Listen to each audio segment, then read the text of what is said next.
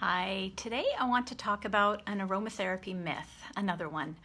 I'm Tracy from Nature's Heart. I'm a registered aromatherapist and essential oil therapist, and I help women find their path to healing and personal growth through aromatherapy, earth medicine, and art.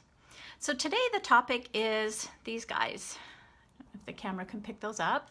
Those are clove buds. And what I want to talk about today is the myth that clove essential oil is good for toothache. So this comes from an ancient practice where people used to chew on cloves to help when they had a toothache. This was way before modern dentistry and all of the other options that we have for intervention in these cases.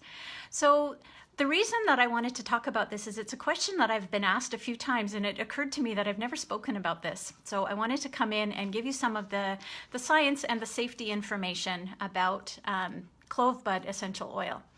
So clove bud is fairly common. It's quite a powerful oil. It contains a chemical called eugenol, which is in the family of phenols. And the eugenol percentage in clove bud is very high. It's anywhere between 74 to 97% when we look at studies that are done and testing on this oil.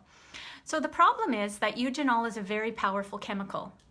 It's actually metabolized by the body into other toxic chemicals, so it's hard to metabolize. And the biggest problem with this particular chemical, this eugenol, is that it has a high potential for interacting with medications. And the medications that it can interact with are very common medications. So the number one on the list is blood thinners, which are prescribed a lot. It can also interfere with heart medications, including MAO inhibitors. And it also interferes with a class of drugs called SSRIs, which includes many antidepressants. So you can see that those three types of medications are very popular, very common. A lot of people take these medications, and the chemical in clove bud essential oil has a high risk of interacting with those medications, which obviously would be detrimental to health. Another problem with the eugenol content in the clove bud oil is skin sensitization. And skin sensitization is a big problem, especially when we're dealing with mucous membranes. Mucous membrane irritant. Clove oil is a high mucous membrane irritant. It should also not be used under children, with children under the age of 2. And often the questions that I've been asked a number of times is, people want to take a bottle of clove essential oil and put a drop and rub it on their baby's mouth to help with teething, which you'd think, well, it's natural.